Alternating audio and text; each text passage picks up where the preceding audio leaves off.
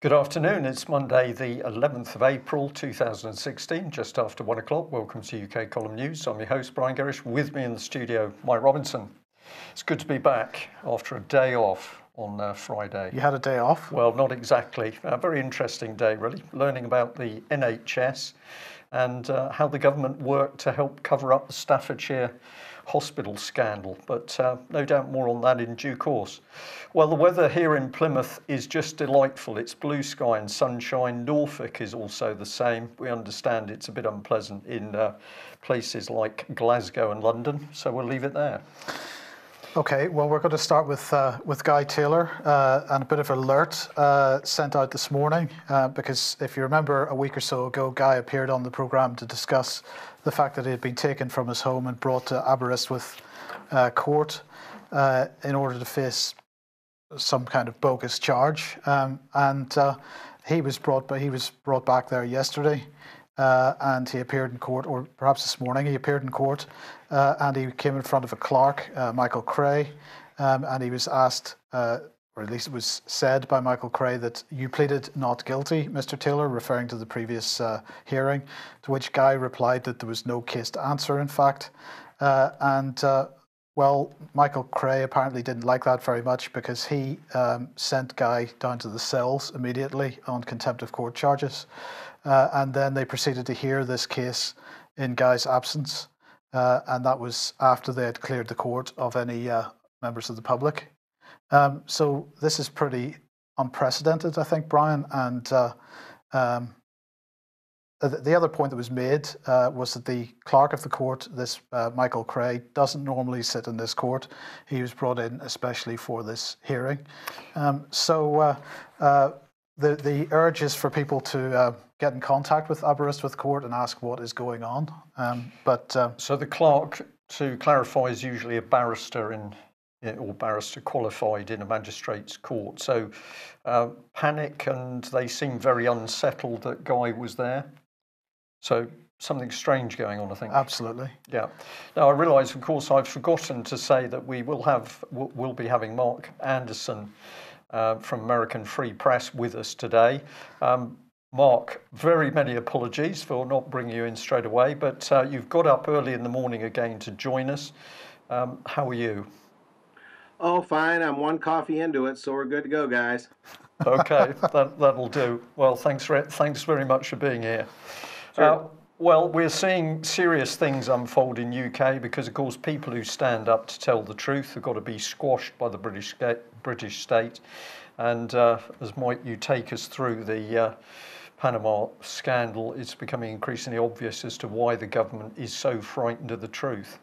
The National Crime Agency now is demanding quicker access to offshore firm records. Now, if you remember what we said at the beginning of last week, was that this was going to be ushering in bigger use of big data and a globalized tax system. We believe that's been on the policy agenda for quite a number of years, certainly since the 2013 Bilderberg meeting, which we'll talk to Mark about in a second. But David Cameron feeling the pressure, at least appearing to feel the pressure. I don't think he's really feeling any pressure. He has announced a cross-government task force on the Panama Papers, an inquiry, £10 million. Another inquiry, Brian. Well, we're very good at inquiring. We just don't get any proper truth results out of them. Yes. So this is going to be led by HMRC experts. We'll come on to that in a second. And they have apparently tracked down £2 billion from offshore tax dodgers since 2010. And they're currently investigating 700 people who may have a link to Panama. That may or may not include David Cameron. I suspect not. But anyway, Cameron has announced this new task force, and it will be jointly led by HMRC and the National Crime Agency. It draws on investigators, compliance specialists, and analysts from HMRC, as well as the National Crime Agency and the Serious Fraud Office and the Financial Conduct Authority, all of whom have a steady track record of nailing people that have been naughty in the past. or not. Or not, thank you. Yes. I Yes. was worried you weren't going to add that, Mike. The Yeah. or not is critical. So Cameron has committed to providing resources, apparently £10 million, and between them, these agencies have they say, some of the most sophisticated technology, experts and resources to tackle money laundering and tax evasion anywhere in the world. They don't seem to be able to prevent the banks laundering money on behalf of drugs barons, but that's okay. They're going to handle this, and they're going to report to the Chancellor and the Home Secretary, Theresa May, later in the year. At what point later in this year? Oh, it does say this year, not any other year, but anyway, we'll see. Here's what David Cameron had to say. The UK has been at the forefront of international action to tackle the global scourge of aggressive tax avoidance and evasion and international corruption more broadly. He then went on to say, there is clearly further to go, and this task force will bring together the best of British expertise to deal with any wrongdoing related to the Panama Papers. It's hard not to just burst out laughing, isn't it? And he said, this world-class operation will support the Chancellor and the Home Secretary on their strategy for taking action later this year when we will update Parliament. So there you go. Now, who's going to be in charge of this? Well, of course, it's going to be HMRC, and it's going to be Edward Troop, who apparently has a wealth of tax experience. That's according to George Osborne. Just to give a bit of a background, Edward Troop, he is a freeman of the City of London. He ran the corporate tax practice of Simmons & Simmons, the law firm. This is the law firm that many of the mainstream media today are pointing out was central to advising David Cameron's father in the setup of his offshore shell companies. And he then became the special advisor to Kenneth Clarke when he was the Chancellor in 1995. And then when the Labour Party won the next general election in 1997, he went back to Simmons & Simmons, but he did continue to give some advice to the Labour government under Tony Blair. So he doesn't care. He's not particularly party political. He's only interested in tax evasion and tax avoidance. Now, as many of the mainstream media have pointed out, Simmons & Simmons' name appears in a lot of the emails and documents in the Panama Papers. But HMRC says it's quite all right because Troop has not personally dealt with the Panamanian company at the centre of this. Yeah, so independent. So there you go. Now, of course, we do know Simmons & Simmons ourselves, Brian. Well, we do because back in 2010, Simmons & Simmons was kind enough to write to, to me really, Mike, but UK column obviously included. And this was on the matter of an intended action between Common Purpose and myself. I'll just read out the text. It may be a little bit small. It says, we act for Common Purpose on a pro bono basis, and we've been instructed to write to you regarding your pernicious campaign in the media against our client, its staff, and those who work with them. You've caused to be published on the internet and elsewhere a stream of malicious articles and other materials which attack Common Purpose, and in particular its founder, Julia Middleton. Your accusations are clearly baseless. We just underlined your accusations are clearly baseless. Now, this scurrilous letter from Simmons & Simmons included things I had said. It included a lot of things that I hadn't said. But one of the things it said was baseless was this: persons involved with our client are strongly suspected of encouraging paedophilia. Well, massive law firm there, very confident of itself. It says that my accusations are clearly baseless on the subject of paedophilia. Well, I'd just like to remind the public of this, because here we've got a gentleman called James Rennie, together with 7 other individuals. He was abusing children. A Common Purpose graduate, selected by Common Purpose as a future leader. This man, with his friends, was abusing children as young as 3 months. And of course, he was working within the secretive Common Purpose networks. And if you're not convinced by that, we better bring in Matthew Byrne. He was Common Purpose Liverpool Advisory Board member. So he was selecting which people should become Common Purpose future leaders. He was sent to prison for horrific assaults on prostitutes, whipping them so that their blood splattered the walls and then suffocating them.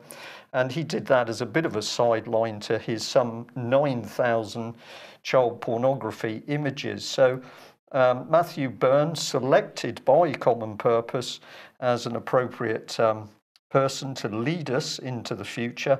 And we just like to remind people that by an amazing coincidence, a local photographer took this picture of Matthew Byrne touching the Prime Minister. It's quite an extraordinary image. So there we are. Well, in fact, David Cameron was giving him an award. An award, yes, for his good work. But despite the fact that Common Purpose was alerted and warned of the fact that they were using trainers who were not properly police cleared, CRB checked at the time, neither did they appear to take any action to investigate whether Matthew Byrne or James Rennie had recruited other Common Purpose leaders. So Simmons and Simmons clearly very well informed before they write threatening letters about subjects they don't seem to know anything about. And they had a connection to the Eden Project. Well, we jumped through to Common Purpose is the way it works. And you've recently been to Eden Project, Mike. Yes, I have. I was impressed to see this at the Eden Project. I just thought that was delightful. This is Pan, isn't it? This is the god Pan. So this would have been orgies, bloodletting and orgies, merrymaking under the goddess god Pan. Yes, and ripping animals to pieces apparently, because that's what humans do. Yeah.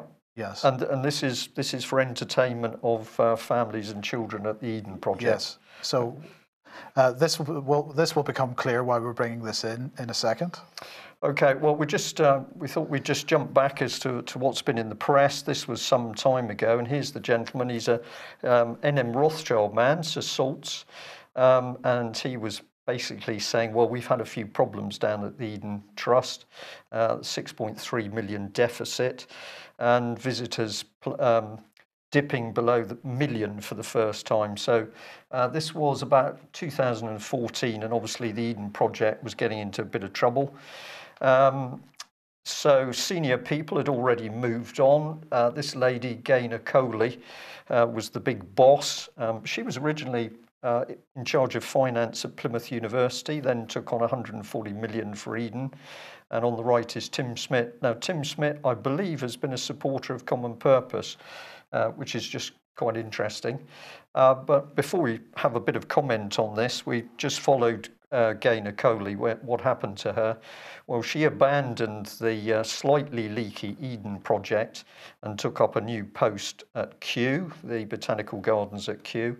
But she'd also got involved with Ignite, which is a new sort of social investment fund, which is going to do great things for society in relation to energy, and that is itself backed by Centrica.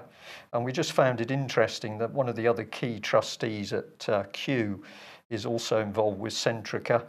And then, of course, that links back nicely into Marcus Agius, Bilderberger. Bilderberger, pretty powerful man. He's a big supporter of Ms. Coley, and he says, we look forward to this strengthening the working relationship between Kew and Eden. So Eden Project showing this pretty vile stuff for children. Visitor numbers dropped. I wonder whether the two could be related, Mike. But Ms. Coley moves on to Kew, and she's back in the same sort of circle. Is this just peculiarly British, Mark, or is this the merry-go-round of jobs that you see in the States as well? Well, you see similar relations. I'm just now learning of the Eden Project as you guys are reporting it, although there are other statue and artistic expressions around the world that speak to a very low view of humanity, speaking to the very basis instincts, the very, moral cesspool, if you will, such as a statue in Oklahoma City that is in honor of a demon, basically, that was posted. Demonic kind of statues sprouting up around the world, things like that. It's pretty disturbing. Well, you've mentioned, I think that was Baphomet in Oklahoma. Correct. But okay, we've got people in the chat room also reminding us that we've got the Baal Temple being erected in London and New York, and this is as a result of the so-called destruction of artifacts at Palmyra in Syria. So interesting, we've got Baal worship coming back in, promoted by government money.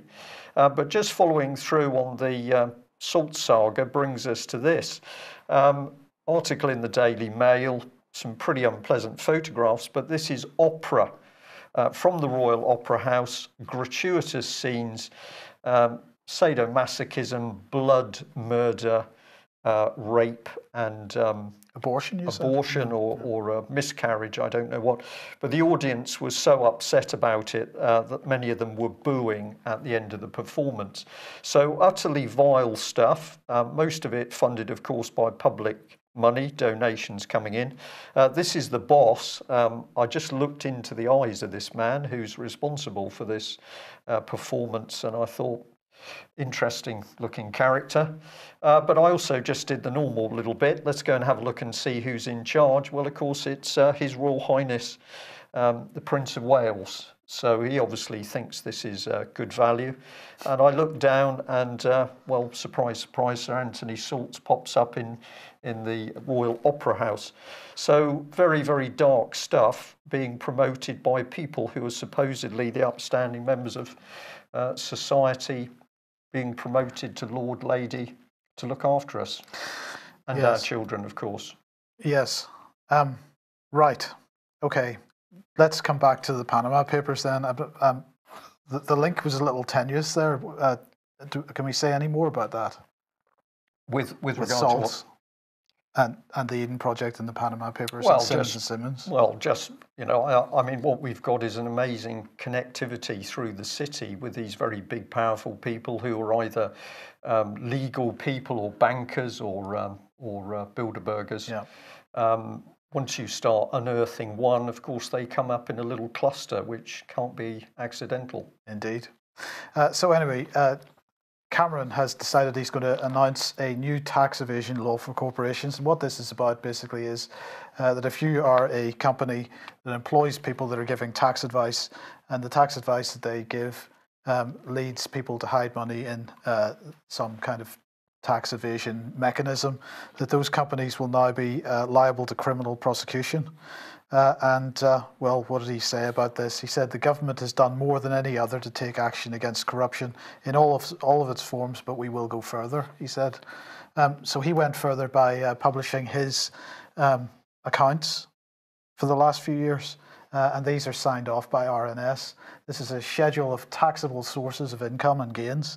Now, last week we pointed out that he had, we showed the Independent article that said he had received £500,000 in rental money from tenants.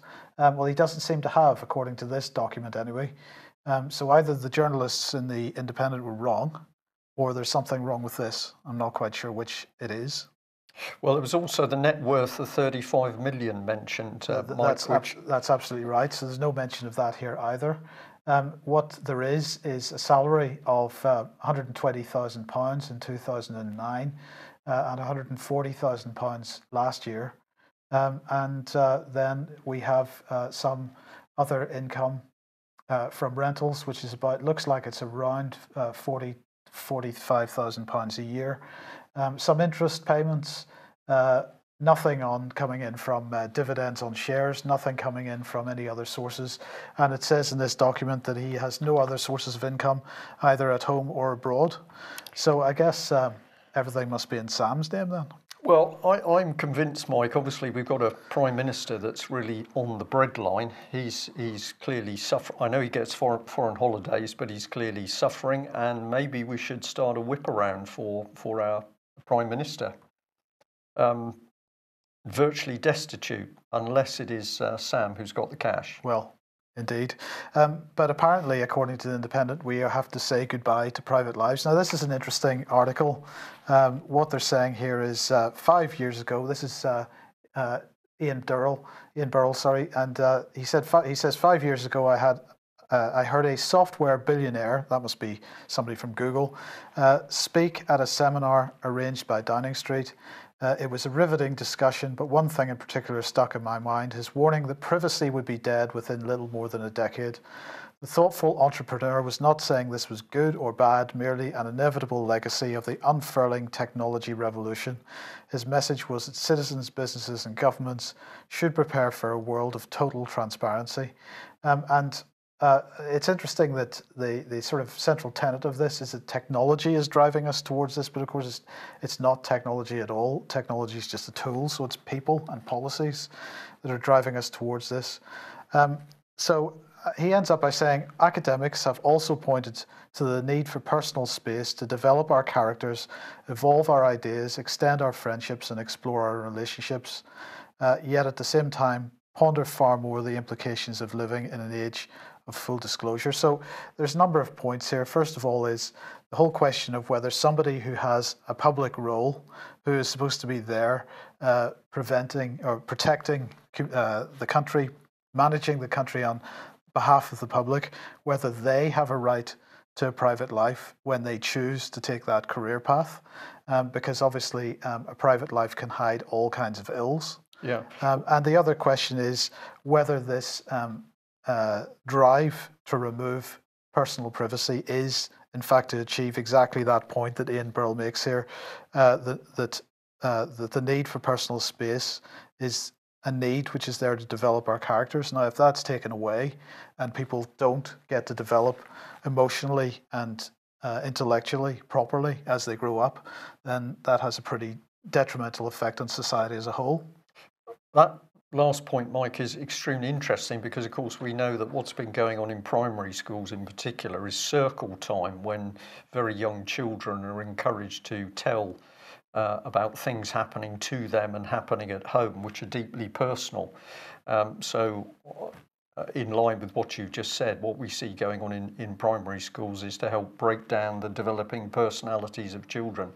But what about Mr. Leveson? Because, of course, Lord Leveson was brought in to control the press, and many of the people campaigning for the need for those controls were senior politicians and people in the media spotlight saying we must have private lives. Yes. Mark, what's your view on this issue? I'll tell you this, what I'm hearing when they referred what you said, Mike, to a meeting 4 or 5 years ago where a technology whiz spoke of this idea that technology itself would overcome the idea of privacy, I couldn't help but thinking that could have been the Googleberg meeting. Yes, I agree. And it's interesting that this is coming up now because we're talking about the idea that we can't have any offshore tax havens anymore.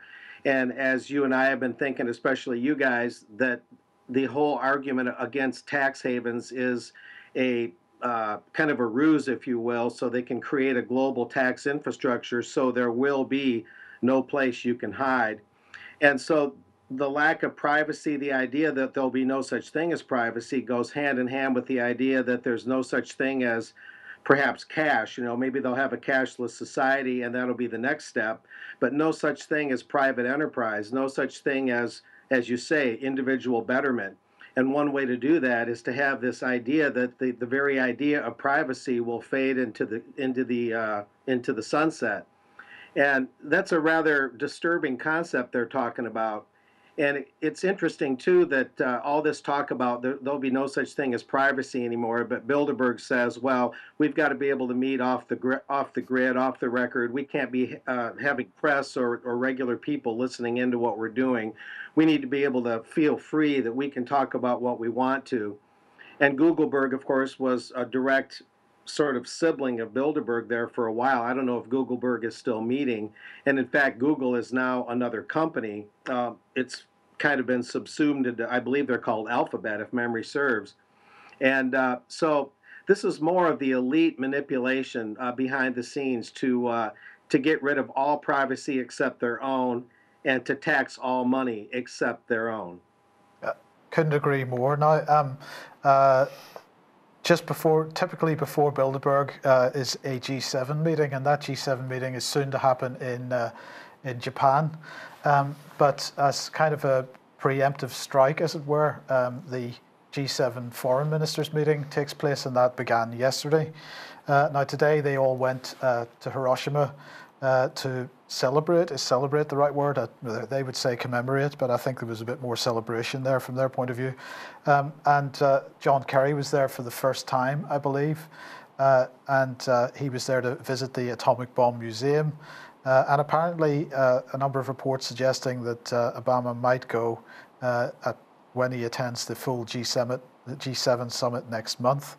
Now, there was no apology from John Kerry for the Hiroshima situation, the bombing of Hiroshima in 1945.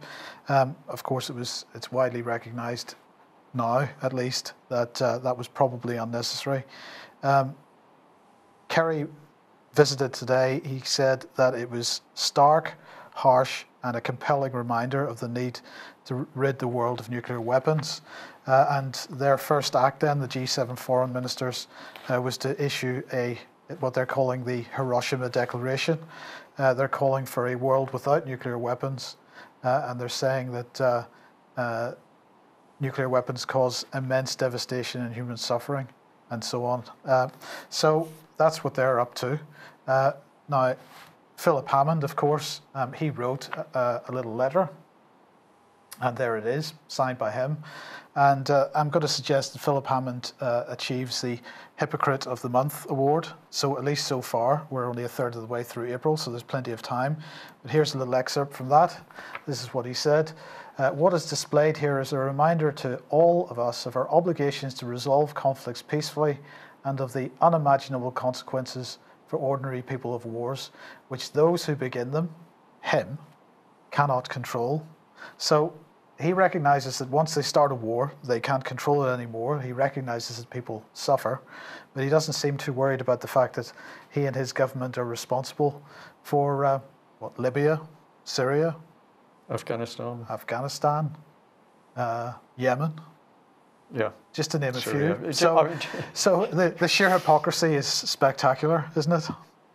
I'm virtually speechless at this man, Mike, because these people are so disgusting. Clearly, they don't have any. They're not embarrassed. They don't have any conscience about what they're doing. They've got massive egos. They just spew the words out. But this was the man clamouring for war, wasn't it? Clamouring to get into Syria. Have you any comments on that, Mark, before we move on to Bilderberg? Well, I would add Dresden, what the Allied forces did to Dresden, where Bilderberg says they're going to meet. And the bombing of Dresden was perhaps one of the most merciless things in the whole annals of warfare.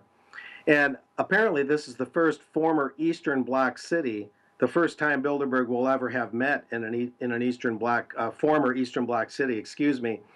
But Bilderberg's been pretty shifty lately, as you guys no doubt have gathered. American Free Press, among others, but we kind of took the lead on it, announced initially that it looked like they were going to meet in Chantilly, Virginia. They've met there several times, usually always on U.S. election years, particularly presidential election years in the U.S. And it had looked like that until about April 9th, when all of a sudden the focus shifted away from them meeting in Virginia and Bilderberg itself announcing apparently more early than ever before that they're going to meet in Dresden, Germany, June 9 through June 12. It had looked like the third weekend in May, right before the G7. It looked like they were going to meet in Virginia, but now it looks like they'll meet after the G7. I believe the G7 is the last weekend in May, if memory serves. So me and some Swiss contacts, We Are Change Switzerland, are not altogether convinced of this Dresden thing. I mean, I guess in a way you can take Bilderberg's word for it, at least on the basic when and where. But let's just say I wouldn't call it a 100%er quite yet this early on. A lot of signs were pointing to them meeting in Virginia. Mark, over the last couple of years, a number of people, even going back to 2013, a number of people have been suggesting that that the official venue is not the actual venue. Well, and certainly your discussions with your Swiss colleagues seem to suggest that there's some speculation about this. There has been for a number of years, going back to at least 2014 when they met in Denmark, Copenhagen. We might be getting a little glitch here, but um, at any rate, a lot of people, activists and journalists, whatnot, have been saying that in varying degrees over the last 3 to 5 years, especially. And there is some indication in the tax records of the American Friends of Bilderberg and in other areas, hints in the mainstream press, talk amongst activists, and so on and so forth, that Bilderberg might have more than one meeting a year. They might have broken up into committees, and they might have a show meeting, a meeting where they do some final decision making and world planning, and that's the one that the alternative press, such as yourself and myself and others, cover. But then that they have other preparatory and other meetings throughout the year, some of them perhaps in private homes, maybe some of them even video conferencing. Granted, I'm speculating, but there's just a realization that with modern technology and with circumstances the way they are, that these are very distinct possibilities. And as I say, there's a tax form that gives some hint to this possibility. It doesn't prove it hands down. I believe you guys have that form. I believe I shared it with you, but it's the 990 PF form that the American Friends of Bilderberg Incorporated has to file with the US IRS every year. And that's because the American Friends of Bilderberg being the contingent of the American part of Bilderberg, and they are a big part of the steering committee that plans the Bilderberg meetings. They're required to file this tax reform, and they're registered in the state of New York, of all things, as a charity. And I don't see Bilderberg as being a charity. I think there's some real thorny legal questions to be asked there. But this is where some of the indications come out about the possibility that they have other meetings. And maybe we can look at that form in a minute. Right, you wanted to mention Jim Massini. This is a couple of years old. This article, what was in your mind here? Well, Jim Messina went to Bilderberg 2015, and he now runs a major PAC, as I reported in the most recent American Free Press on page 14. He runs a major PAC now, and he's devoted, he says, to getting Hillary Clinton elected. Now, for our British audience, a PAC is a political action committee. Yeah, well, it's one of the super PACs now that's come out since the Citizens United ruling in early 2010 by the United States Supreme Court that treats corporations like people, and basically says that corporations can amass large amounts of money and funnel the money through PACs, these large political action groups, and support the electoral process, run ads against the opponent of someone they want, for example. So Messina has put his chips down on Hillary Clinton. He became a Bilderberg attendee in 2015, last year in Austria. And Hillary, as I mentioned in American Free Press recently, has been a darling guest of the Council on Foreign Relations, which is a major part of the Bilderberg network.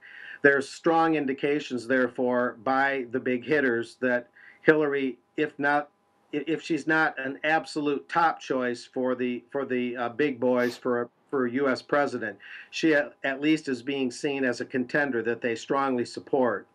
And Messina is part of this network that is indicating millions and millions of dollars in strong philosophical support, connecting Hillary with the CFR and Bilderberg and the global elite network.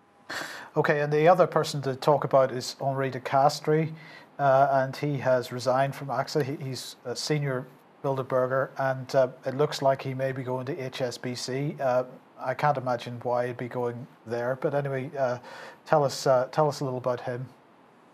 Well, as many know, he's now the head of the Bilderberg Steering Committee, and that's that all-important group that plans where the Bilderberg's going to meet, decides what they're going to talk about, and decides who they're going to invite. And I share this with you guys kind of as an add-on. It's just an interesting development in the progression of Bilderberg and all the chess moves that they make, that this Frenchman who runs, has been the head of this AXA, a large insurance firm, and who is head of the Bilderberg Steering Committee, and now he might head up HSBC, which I believe is British based or UK based. And it just shows the onward progression, the different goings on of the Bilderberg people, the big hitters in Bilderberg. So this is something that I felt was something to watch.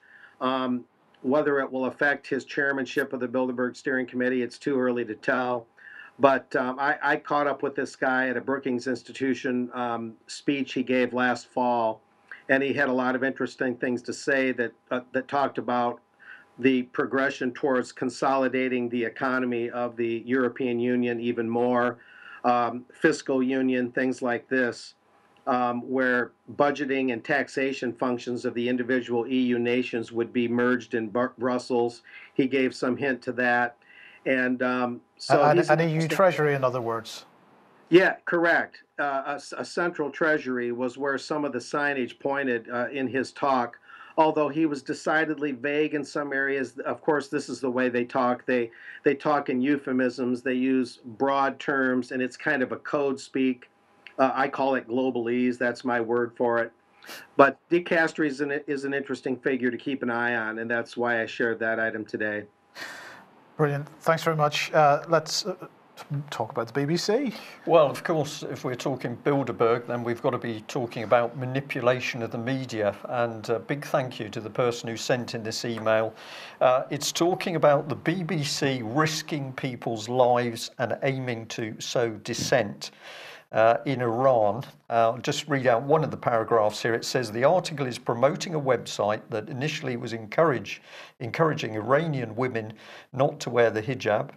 It is law in Iran that all women in public should wear a hijab, and the article states that the BBC helped to trend the group's first move encouraging this. Now the BBC is again trending this group and its new aim of encouraging female visitors to Iran to take photographs of themselves without the hijab and post it on social media. This is dangerous and devious on so many levels. First, it puts the women visitors to Iran who do this in possible danger from extremists and also from the Iranian government imprisoning them. Second, it sows discontent in Iran. So this was a pretty astute email, and this is what the person is referring to. So here we've got BBC News, BBC trending, tourists join bareheaded protest against Iranian clothing laws. Well, of course, it isn't a clothing law, is it? This is a religious law, much the same way ladies in church are encouraged to wear hats. We can have a discussion on what that is about. But this is what the BBC, this is the text here I've put in initially is from the email, and then we follow it on. The campaign is the work of My Stealthy Freedom, an online movement which is no stranger to this particular act of defiance. This is the BBC talking. Almost 2 years ago, BBC Trending reported on the group's launch. Since then, the campaign has posted dozens of photos of Iranian women risking arrest by going out in public without the religious head covering. So there's the admission of what it is. And this is part of that website, My Stealthy Freedom. And this is further down in the website where it shows that back in 2015, the BBC had also got its nose in. So this is very dirty stuff, Mike. This is on par with the BBC's charity Media Action, boasting that it could get in and destabilise countries, talking about Syria in particular. And quite remarkable or not that we've now got the BBC helping to sow dissent in Iran. Mark, not an accident in my book. This is targeted BBC policy, and it would very much be Bilderberg policy. Absolutely. At the World Bank, IMF, a meeting I covered back in 2011, there were huge posters or marquees on the walls that talked about empowering women, giving them a career life, and having banking based on that. And I covered a meeting where Robert Zoellick was speaking, and he, of course, is a Bilderberger, and at that time was head of the World Bank. He's also been the U.S. Trade Representative, and he said explicitly to the press that banking policy would be partially hinged IMF loans and things like that on how well a country liberates women. And it goes hand in hand with this to make them drop their religious principles, to make them eschew their traditions. And the notion, of course, it plays into people's pride and ego. But what it actually does is overturn the family. It encourages this idea that we have to have two breadwinners per home as a matter of an edict, not as a matter of family choice. And that, of course, leaves the children in limbo. And from there, we have this societal and social breakdown. So what the BBC is actually engaging in is cultural warfare along the lines of the IMF and the IMF and the World Bank. Excellent summary there, Mark. And of course, in this country, where that so-called liberation of women has already been achieved, i.e. they're now as big a work slave as the men, we now move on to the fact that we're trying to normalise paedophilia. So we'll bring the BBC back in again. And thank you very much to another viewer who sent in this article over the weekend. BBC Radio Leicester couple Tony Wadsworth and Julie Mayer face child sex charges. And I'd tweeted that out with a little headline, nothing to worry about, nothing to see, move on, because that's what really the BBC said. So Julie Wadsworth, 58, charged with 7 counts of inciting a boy under the age of 16 to commit an act of gross indecency. But the charges relate to 4 children between the ages of 11 and 15. But the BBC says, well, of course, there's nothing to do with their conduct at the BBC. How would the BBC know, Mike? Because they couldn't even work out what was going on around Jimmy Savile. But there's an ongoing criminal process and we can't comment further.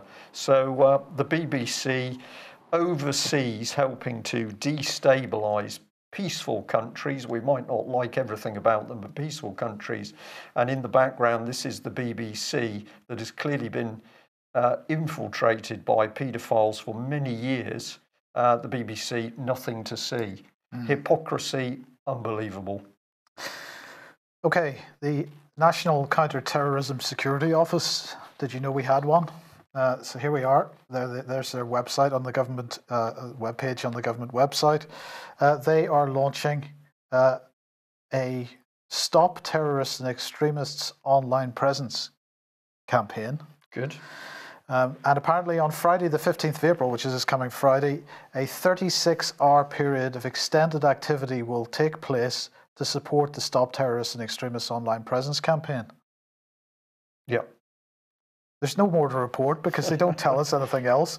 I'll read exactly what it says from the press release because it is staggering. It says, tackling extremist material is important to protect the public and prevent offences that incite or promote terrorism and extremism. From Friday, the 15th of April at 7 a.m., a 36-hour period of intensive activity will take place in the Counter-Terrorism Internet Referral Unit as part of the Stop Terrorists and Extremists Online Presence campaign. Good. That's it. Well, we don't know what they're doing. We just know that there's going to be a period of intense activity. Run, hide, tell. So we're not going to do any of those things apart from tell the truth as to what these people are up to. So let's bring in the Plymouth Herald. That's one of Plymouth's local papers. Here's the headline: 125 arrested for offensive emails and tweets in Devon and Cornwall. But if you get into the article, it says that those 125 arrests were carried out 2010 to 2015, but they only achieved 14 prosecutions. So that means 111 people were innocent then, Mike. Looks like it. So Devon and Cornwall police so busy on social media arresting innocent people that, of course, they haven't got the men to get involved with having a look at the Jeanette Tate disappearance, murder as it's considered. And we keep asking this question: why are Devon and Cornwall police so aggressive about new evidence which has been brought forward to them? And we understand that new evidence includes the allegation that a former Devon and Cornwall police officer was involved in some way in Jeanette Tate's disappearance. But we've heard from both local sources and mainstream press that Devon and Cornwall police very, very aggressive when this new evidence, potential evidence, was brought forward. So we're waiting for more information on that. So if we haven't got terrorism under control, but we can put people arresting social media users, let's have a look at the serious stuff. Do this very quickly. NATO is to be replaced. It's going to be ditched. Trump said it was obsolescent or obsolete, and we've got to get ready for the EU military structure.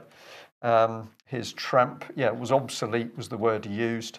And at the end of last week, we were forwarded this new European Security and Defence logo, and you can see that NATO has been suppressed into the background. Mark, I don't know whether you would just like to comment on this one. Of course, Trump was very outspoken, saying that NATO wasn't capable of tackling terrorism. It needed to be changed, and if countries didn't want to pull their weight, they should be kicked out. It seems that from the American side, at least, the nudging is already happening to get rid of NATO. Yes, I would like to comment, and this is a fairly new thought on my part. When I was in Washington recently, Trump spoke to the Washington Post, Bilderberg connected editorial board. To an extent, they are. And he told them that the U.S. should have a softer interventionist footprint, a softer military footprint.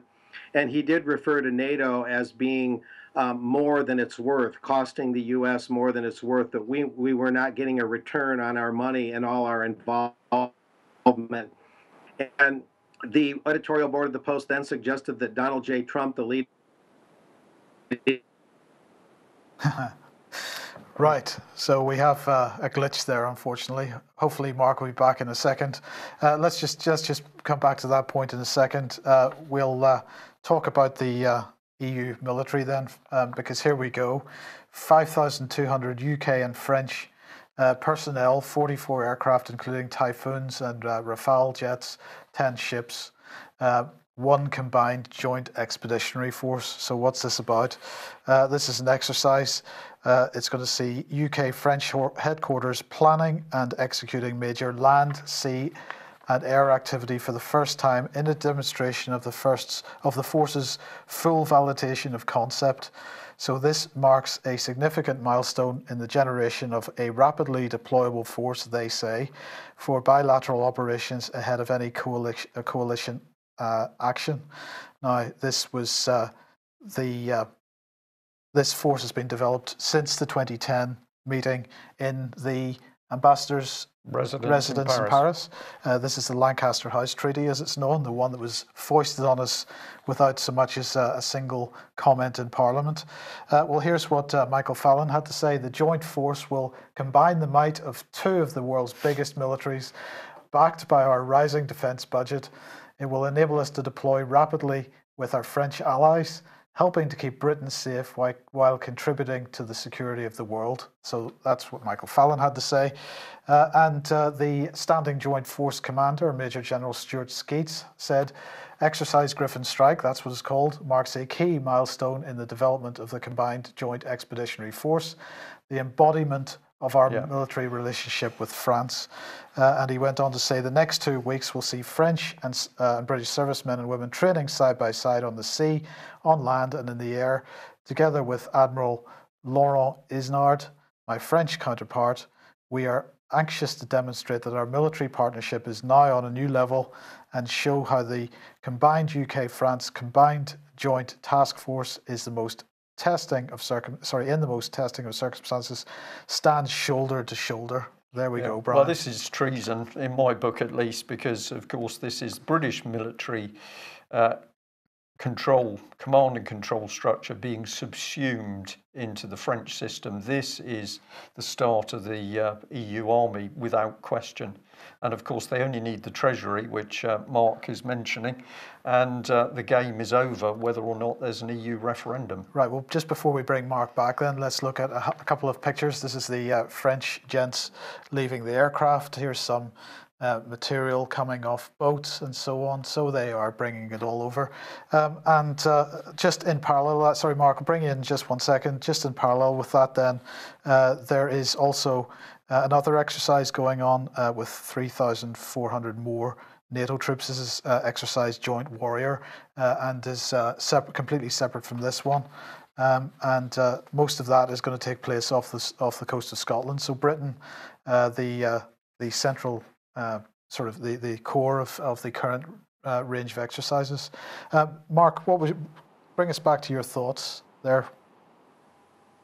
I was talking about Donald Trump, and I wanted to finish my thoughts. We had a slight technical glitch there. Trump had told the Washington Post editorial board recently when I was in Washington that he wanted to have a softer U.S. military footprint. We weren't getting the bang for the buck for NATO. And now I'm wondering, in light of what you guys are expounding on here, whether Trump knowingly, perhaps unwittingly, was making a case for reducing our footprint overseas, non-interventionist, as even the Washington Post called Trump's policy, but also whether he knowingly or unknowingly would, that is, almost make the case for not really getting rid of a European army per se, but closing out or depleting NATO a little bit and then replacing that with this EU army. So you have to wonder whether there's something rhetorical going on Trump's part. Does he really mean just, pull back on U.S. involvement in NATO? We don't need NATO anymore? Or is this all just an elite move to displace NATO and put in their place the EU army that you guys see evidence that is forming? So based on Trump's comments, we need to, and the Washington Post comments, we need to look at what this is. A phasing out of NATO and its replacement, or is it just a phasing out of NATO without a replacement? I mean, we need to really look at this into the near future. Well, I think we're going to have plenty of opportunity to do this. The speed, though, which is moving this side of the pond, Mark, is quite incredible. And we've been getting quite a lot of information from the London end to say that some very senior, mainly retired British military people are stunned to discover how far these plans have gone. A few months ago, they were saying that means senior military people, would never accept it, and now it's just being shown as fait accompli. So no debate at all in Westminster about this 50-year defence pact with the French. What we can now see is that, of course, that had to be kept secret because this was one of the key points of the last building block of the EU superstate, its own military. But interesting to see whether NATO is completely pushed out. I don't see how this can be done because, of course, if they believe Russia is the threat they say it is, then Europe still needs American military muscle to cope with it, and they particularly need the American command and control structure. So we'll need to watch it and report, I think. Sorry, come in, Mark. Oh, yeah, I was just going to add that we might be seeing a dialectic here, a lot like with the tax havens. They say, well, we can't have all this tax evasion, but that's really a ruse for a global tax structure. And this anti-NATO talk that you hear in some quarters, including Trump and whatnot, could be, again, a dialectic, a ruse to create a different kind of European army, the EU army. And NATO would either be replaced or kind of subsumed. In other words, NATO could be kind of converted into the basis or core of the new EU army. So we have dialectics working in two areas here, the tax havens and possibly in the military realm. Yeah. Okay, thank you for that. We'll end on a positive note. People always want to know what they can be doing. Well, of course, as far as the EU referendum goes, we've got an independent committee. Yes, it really is, set up by Dave Barmby, who did all of that fantastic work showing the treason of our original entry into the European Economic Community. And he, with his committee, has been challenging the EU referendum organisation because he's deeply concerned that we're going to see vote rigging, and in fact we're already seeing bias. So this letter has gone out. I'll put out the second part of it. Obviously you can freeze your screen to have a look at what it says, but this is the meat of it. He is saying to the lady in charge of the EU referendum, thank you for your letter dated the 1st of April. Unfortunately, your letter failed to address the serious issues raised in the committee's letter of 29 March. And since the referendum date draws ever closer, room for making changes to procedures and practices becomes ever more fraught. So the battle's been taken straight to the people running this EU referendum PSYOP by saying to them, we can already see the corruption and the bias, and of course that will be followed by vote rigging. So there was an email address for Dave Barmby if you'd like to get involved with his committee to support and of course to alert other people, do get in touch with him. I think we'll end on that one, Mike, actually. Just one announcement. Remember that Ian Crane is not with us this week, so there'll be no live programmes this evening. Ian will be back next Monday at 7:30 as usual. Okay. Well, there we are. Things in Britain moving on very quickly. Mark, thank you very much for joining us. We look forward to having you on again, and we will cover some of those NATO issues. Thank you all for joining us. We'll be back same time tomorrow. Bye-bye.